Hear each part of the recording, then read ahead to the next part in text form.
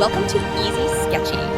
We bring words to ideas, then give them life to form masterpieces of morphologies as visual mnemonics.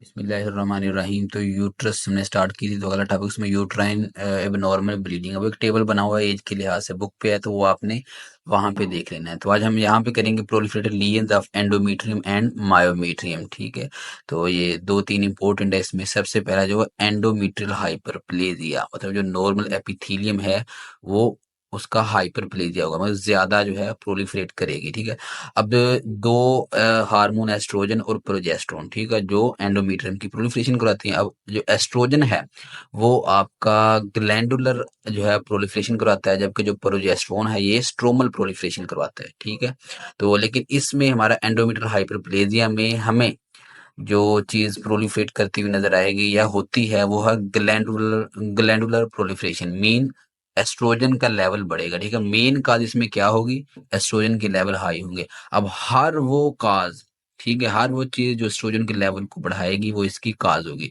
तो हम इसका एक mnemonics देख लेते हैं। तो ये आपको एक फीमेल नजर आ रही है जो काफी मोटी है। ठीक है, मीन सबसे पहली इसकी रीजन वो है ओबीज, ठीक है, ओबेसिटी। और उसके बाद इसमें आपको एग नजर आ रहे होंगे जो खाली सिर्फ होल ही नजर आ रहे हैं। ठीक है, मीन एन ओवल्यूटरी साइकिल, ठीक है, या एन ओवल्यूशन, ऐसी कोई डिजीज जिसकी वजह से ओवल्यूशन ना हो रही हो। और उसके बाद ओवल्यूशन किस में होती है, ओवरी में। ठीक है, इसका मतलब ओवरी में भी कोई मसला है। ठीक है, ऐसा मसला जिसकी वजह से एस्ट्रोजन प्रोड्यूस हो रहा है। ठीक है, ओवेरियन लीजन्स आप कह सकते हैं। उसके बाद इसने इंजेक्शन पकड़ा हुआ है, ये आउटसाइड जो है आप कह लें कि एडमिनिस्ट्रेशन ऑफ एस्ट्रोजेनिक स्टीरॉइड्स। ठीक है, बाहर से स्टीरॉइड ले रही है स्टीरॉइड के। तो ये सारे इसकी काजेज हैं। तो उसके बाद WHO क्लासिफिकेशन जो है इसकी हाइपरप्लेजिया की, ये SCQ में भी आ जाती है बाज़ औक़ात। तो इसे विदाउट एटीपिया, ठीक है, हाइपरप्लेजिया विदाउट एटीपिया एंड विद एटीपिया। तो एटीपिया के ये मतलब टिपिकल सेल से हटकर, ठीक है, जो एंडोमेट्रियम होते हैं वो हो जाते हैं। एटीपिया में नॉर्मल ही होंगे विद एटीपिया, तो क्योंकि वो टिपिकल सेल नहीं होंगे ज्यादा, उसके आपका न्यूक्लियोसाइड रेशियो ज्यादा होगा, तो एटीपिया में रिस्क ज्यादा होता है कैंसर का। तो ये हम इसकी बुक वाइज डायग्राम देख लेते हैं। तो इसमें आपको ग्लैंड जो है वो डाइलेटेड मिल रहे हैं, ये सिंपल हाइपरप्लेजिया। ठीक है, सिंपल ग्लैंड डाइलेटेड मिल रहे हैं, ये ग्लैंड आपको अंडरलाइन करके दिखाया गया है। ठीक है, तो इसके बाद हम कम्प्लेक्स देखते हैं। तो कम्प्लेक्स में ये देखें आपको इसमें ग्लैंड जो है नंबर में बड़े हुए हैं, लेकिन इसमें एटीपीआ नहीं हुआ। ठीक है, अभी तक टिपिकली आपको सेल नजर आ रहे हैं, बस ग्लैंड्स के नंबर इसमें बढ़ गए हैं। तो ये विद एटीपीआ, ठीक है, ये कम्प्लेक्स कह लें, कम्प्लेक्स आपकी वो प्रोलिफरेशन हुई है विद एटीपीआ। इसमें सेल देखने एटिपिकल से सेल नजर आ रहे हैं, जो कैंसरस सेल आप कह सकती हैं। ठीक है, तो लेकिन प्री कैंसरस हैं ये। तो अभी हम आगे देखते हैं इसकी एंडोमेट्रियल कार्सिनोमा, वो हमने हाइपरप्लेजिया भी देखा है। ठीक है, तो इसकी भी दो आप कह लें मेन जो हैं वो टाइप्स हैं, एक एंडोमेट्रॉइड और दूसरी सीएस टाइप। ठीक है, इसको हम निमोनिक्स की फॉर्म में याद करेंगे, डिफरेंस बहुत इंपॉर्टेंट है इसका। ठीक है, वो बार बार ऐसे क्यों होता है, लास्ट टाइम या इस मरतबा हमें आया था। ये आपको एक पठानी दिखाई गई है, ठीक है, जिसने सर पे कैप ली है, ये उनके कल्चर में होता है। तो इसने हाथ में एक एग पकड़ा हुआ है। ठीक है, अपने अंडे से एंडोमेट्रॉइड याद रखना है। ठीक है, तो अभी इसके फीचर हम करते हैं कंपैरिजन में।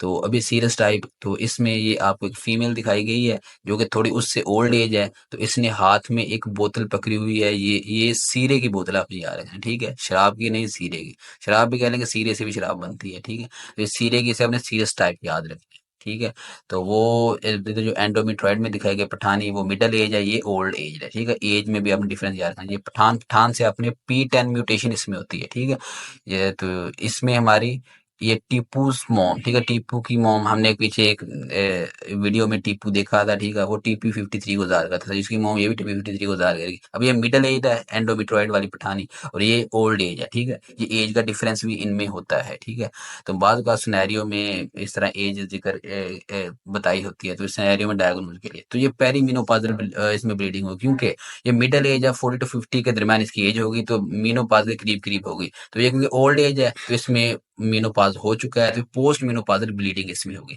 अभी जो आप एक साइन दिखाया गया है, इसने देखिए अपने माथे पे लगाया। तो ये जो है हम बायोलॉजी में फीमेल को ज़ाहिर करने के लिए ये साइन यूज़ करते हैं, ठीक है? तो क्यों फीमेल के जितने करैक्टर वो एस्ट्रोजन की वजह से होते हैं, तो ये एस्ट्रोजन को ज़ाहिर कर, ये एस्ट्रोजन डिपेंडेंट है, ठीक है? एंडोमेट्रॉयड एस्ट्रोजन डिपेंडेंट ट्यूमर है। जबकि ये जो है सीरस टाइप, ये एस्ट्रोजन पे डिपेंड नहीं करता है, ठीक है? ये नॉन डिपेंडेंट है, ये इसका फीचर हो गया। तो अगला हम देखते हैं ये नॉन अग्रेसिव, ठीक है? नॉर्मल इसका बिहेवियर आपको नज़र आ रहा है, ठीक है? लो ग्रेड है, नॉन अग्रेसिव होगा तो लो ग्रेड होगा, ठीक है? By definition low grade. तो ये आपको अग्रेसिव नजर आ रही है, ये ओल्ड वुमन, ठीक है? अग्रेसिव इसका बिहेवियर, मतलब ये ट्यूमर अग्रेसिव बिहेवियर शो करता है, हाई ग्रेड होता है, ठीक है? By definition high grade. तो ये अपने दोनों फीचर इसके ना दोनों दोनों याद रखनी है। तो इसके बाद हम देख लेते हैं, ये आपको ना इसकी कैप पे नजर देखें, मैंगो कटे हुए नजर आ रहे हैं, ठीक है? मैंगो जहां भी होंगे वो किसको जाहिर करेंगे, वो ग्लैंड को शो करेंगे, लेकिन उसमें आपको स्पेस भी नजर आ रही है, ठीक है? तो स्पेस जो है आपने ये कहना है कि मल्टीपल ल्यूमिना इन ग्लैंडुलर स्ट्रक्चर। तो इसने ओल्ड वुमेन ने बनाना हाथ में पकड़ा है, पीछे एक लेक्चर में मैंने बताया था कि हम पेपीला को शो करने के लिए, ठीक है? तो इसमें आपने ये याद रखना कि इसमें क्या होगा, पेपिलरी ग्रोथ होगी, ठीक है? ये इसका इंपॉर्टेंट फीचर है। तो उसमें आपको ग्लैंडुलर स्ट्रक्चर नजर आए, इसमें पेपिलरी ग्रोथ होगी। तो इसमें ग्रोथ पैटर्न कौन सा होगा एंडोमेट्रियम में, क्रिबरी फॉर्म, ठीक है? इसमें ये है कि आपको मल्टीपल स्पेस नजर आए, क्रिबरी फॉर्म कहते हैं।